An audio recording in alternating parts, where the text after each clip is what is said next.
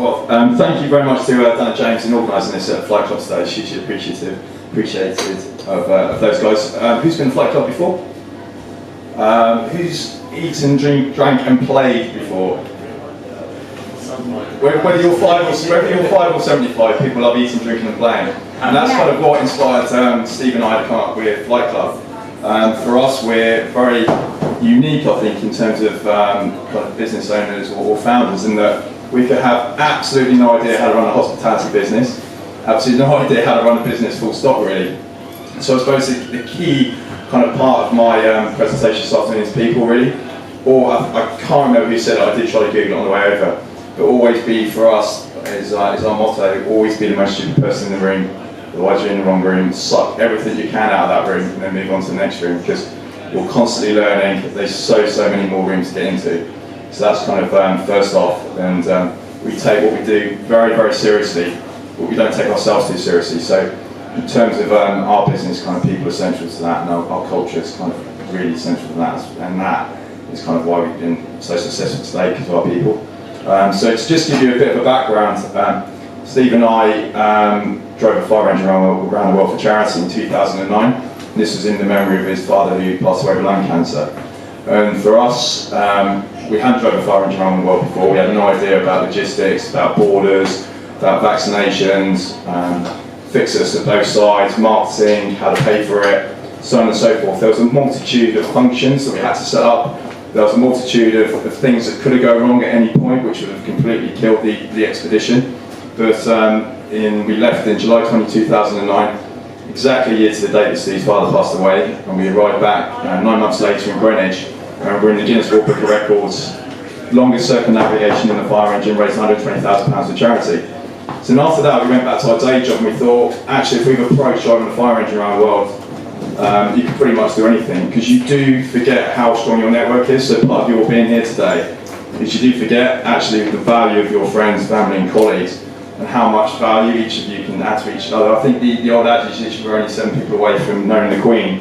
So when you kind of extrapolate your friendship network, you really realise how many talented people you can plug into. So we came back from that and thinking, okay, what should we do then? We were very interested in, as I said, eating, drinking and playing. We were two guys that kind of liked organising beach cricket around us. You'd hate, well, I love the word organised one, you might hate it. But in essence, that was kind of the London. At that time, you had all-star lanes, there was bounce ping pong that had just come on. So sitting down, just eating or drinking was no longer acceptable. You had to be up, you had to be doing something, whether it was table tennis, tenpin bowling, so on and so forth. And we came across darts as a concept in a pub in Croyd, played very rarely ourselves. It was just a very wet and cold day. Everybody was in this pub, families with screaming kids, but the whole venue was captivated by this group of people playing a simple game called Killer Around a Dartboard, just chalking up. And that enthusiasm and excitement was just captivating the entire venue, which if you come here on a Thursday or Friday night, maybe not Monday afternoon, you'll hear the screams and we call it unexpected, ridiculous joy, is my messaging from my marketing team, and it is, you turn up here, you play, and it just grabs hold of you, your phone goes in the drawer the entire time you're playing, and it's just so much fun. So to kind of go back, we saw that's exactly what we took from that pub in Croydon, exactly what we wanted to bring into the venue. So from that initial point of realising darts was kind of something we were going with, we then set out on the most ambitious business plan you could possibly imagine. We came from financial backgrounds, so we kind of knew that in terms of making an investment, people wanted to see people with knowledge and expertise, and with a proven track record. Steve and I had neither. So what that meant is we had to work through our business plan, essentially build a team from the bottom up. So in order to get the right people in the right places to help us build that business. So in essence, I think one of the first things we did was reach out and find somebody who'd worked in hospitality. He was a friend of Steve's who we went to school with. To find somebody who could build the automated dart scoring. So on this, you've got 3 red cameras that's scoring darts in a dartboard. You'll see them on the gantry. And these cameras are taking 10 photos a second. And they're looking for a change in image from one dart to the other. And that's when it says, right, I'm ready to score. And then it'll score a dart in the dartboard. So you can't cheat, don't like cheating. So it's trying to find somebody who could score a dart in the dartboard, and we went around 20 universities trying to find somebody. We went around nobody could help us when we realised it was a machine vision solution from Hawkeye cricket or Hawkeye tennis. So we eventually led to a camera manufacturer and bumped into this guy called Dr. Jason Dow, who was working for NASA at the time, landing the aircraft on the new aircraft carriers, working at Formula One. And he said, I can solve that problem. So we got Jason on board as our technical director.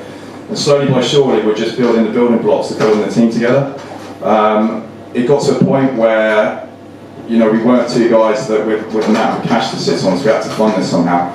So Steve gave up his job and I moved in with him, his wife and 2 children.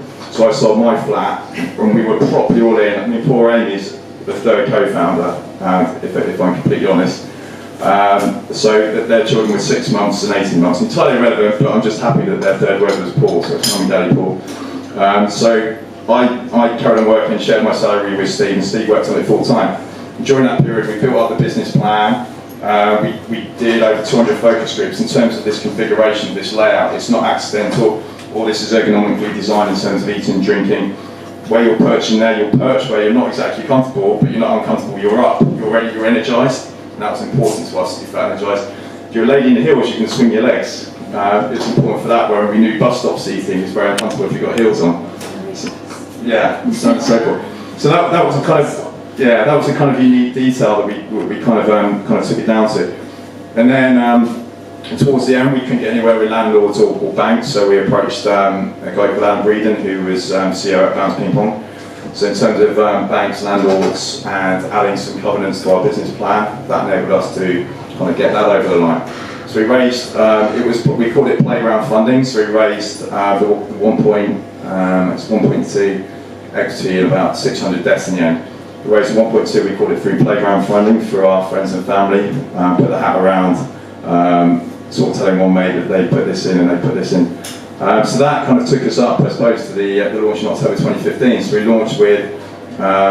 we launched into Shoreditch, and what we're really proud of, I think, is we didn't just get the technology and think, do you know, we'll approach Wetherspoons or Stonegate Pub and we'll put a couple up and just see what they're like, see if people like it.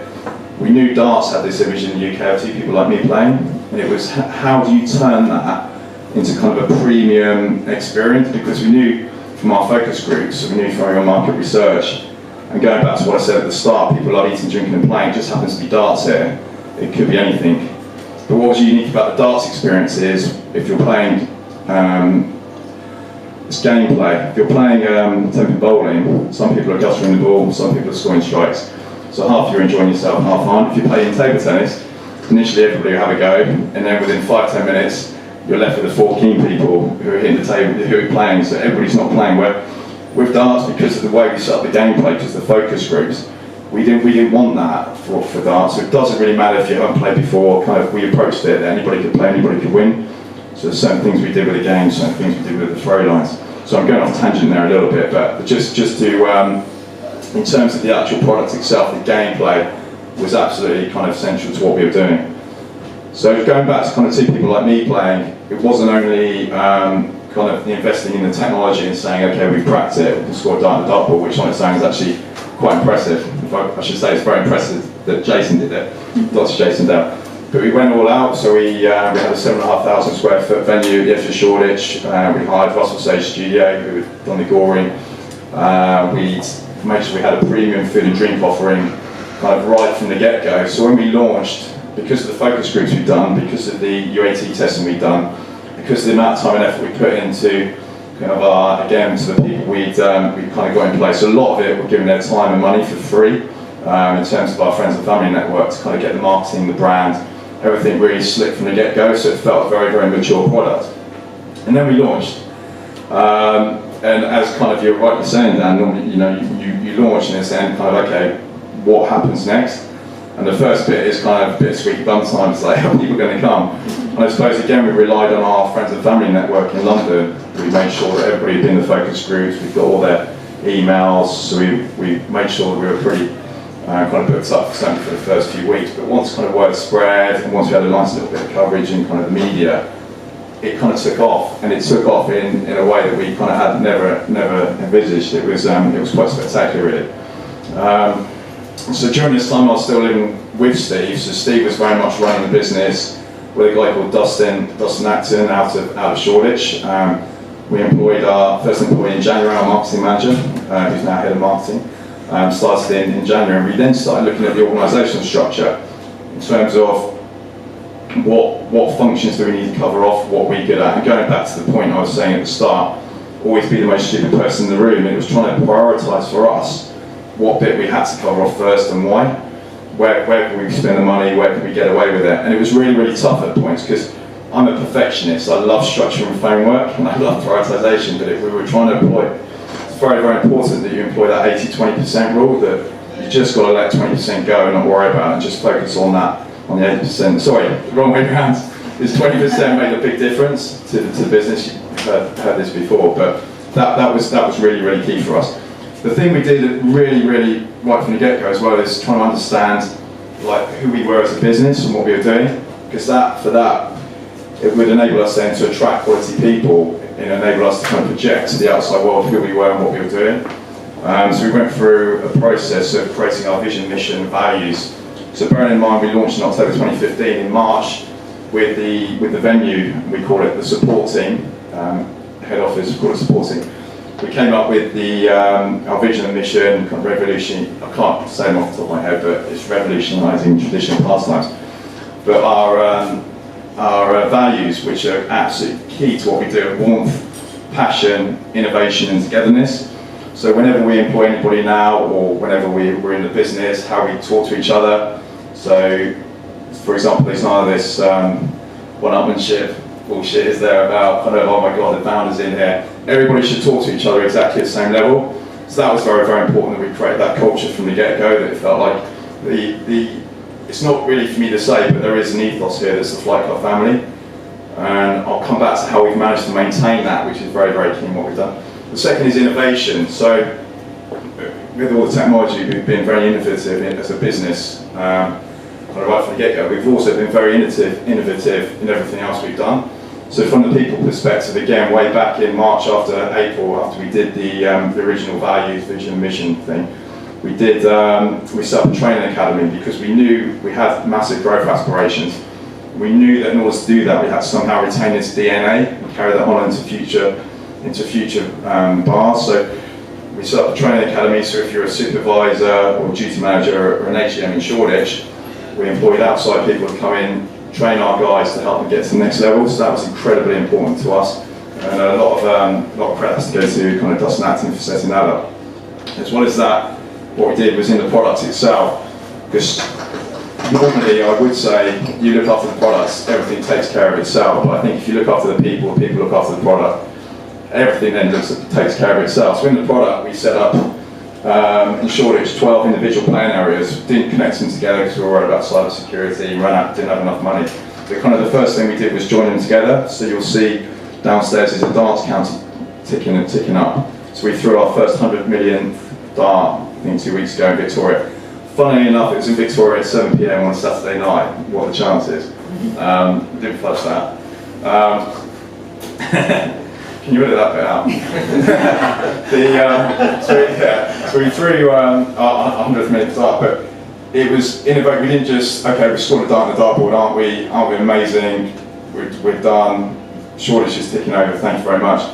It was kind of, we joined the playing areas together, had a darts counter, we had a central dart server, which meant we could really then start focusing on our deployment of software. So we set up, again, Jason's used to working in commercial industries such as NASA back in the day, but more recently in Jaguar Land Rover, looking after all the cameras in there. And I think there's a stat along the lines of if a camera goes down for a minute, it's £50,000 a minute, I think, in lost revenue on a car plant. So kind of our infrastructure right from the get-go was built from that commercial outlook. So we kind of got a full development system, platform, UAT system into the central data service in the venue that could then deploy software or I can't remember the word reverse it out, roll it back.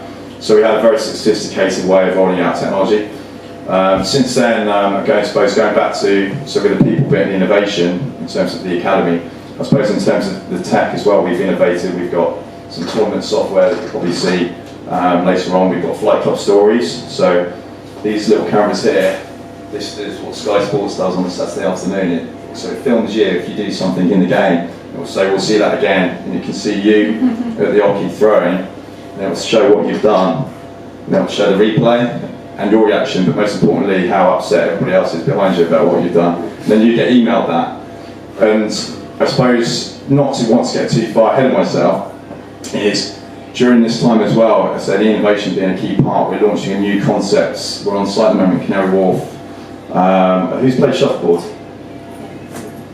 2, 3? Yeah, a few of you. So we call it Electric Shuffle, so it's an 8,000 square foot venue in Cabot Square. So it's exactly the same kind of auto scoring of a puck on a shuffleboard table. You basically throw a metal and plastic puck along a wooden surface into a scoring zone at the end. So it's amazing fun. You're going to love it. Darts is dead. It really is. It really is. But that's kind of, and I suppose the next step for us then in terms of our business is then we're scaling up our top code we call Red Engine, back to follow that fire engine. And then we'll have Electric Shuffle and Flight Club, and then TBC. So that's kind of where the kind of corporate structure is going. And in terms of that Red Engine, that will then allow us, because we found it quite difficult to attract people to work in a pub. So that's kind of what people, well, I suppose we are a pub.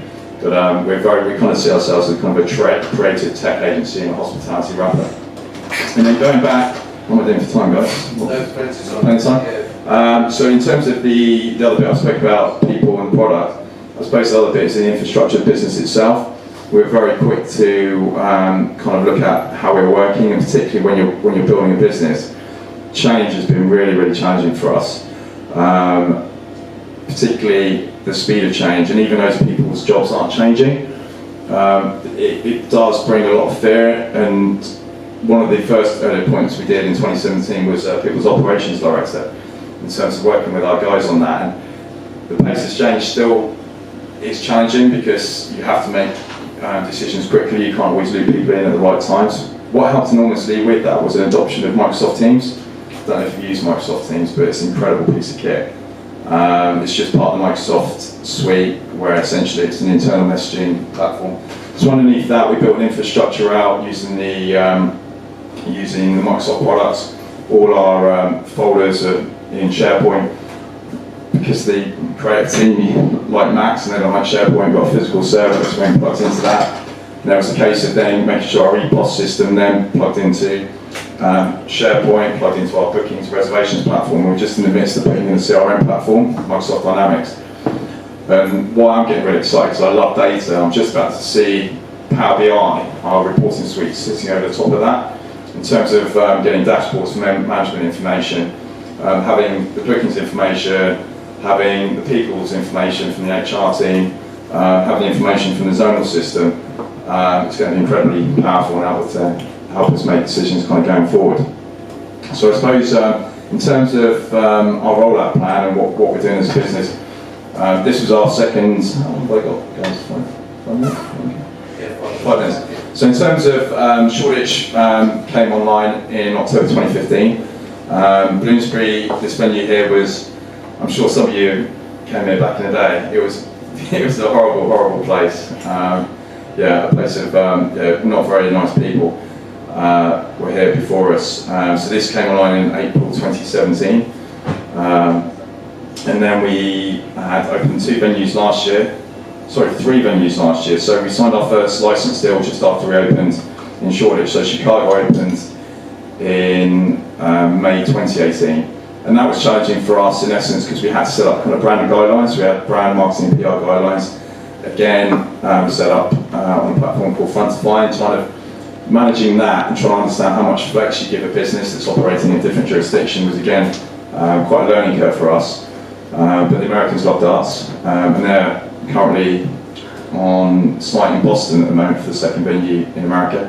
And I suppose that also helped us grow up enormously in terms of our infrastructure as well. So now when we plug in other international opportunities, it's as Jason tells me, it's like flicking on a light switch. So that's pretty good.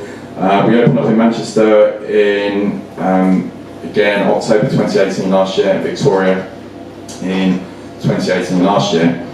And this year, Birmingham, we opened up in June. We're currently on site in 2 places. I mentioned the new concept, the Electric Shuffle. But what's really exciting is we've we're currently on site near the Business Design Centre in Upper Street, Islington. So we're trying to test one with a smaller venue with 4 playing areas. So obviously if that kind of works, as well as the electric shuffle and flight club rollout in the UK, then we've got a smaller flight club and potentially electric shuffle rollout in the UK, which obviously massively increases the runway into places like I suppose Oxford, Cambridge, Southampton, and the like. We're increasingly have huge ambitions in terms of the USA for the next 2 years. We're kind of looking at 4 or 5 sites in the next 2 years, and then in other international operations, we're very close to signing bits and pieces in Australia and Ireland and France. I suppose that's pretty much it. Yeah. Does that cover things up? I think so, yeah. Okay, cool.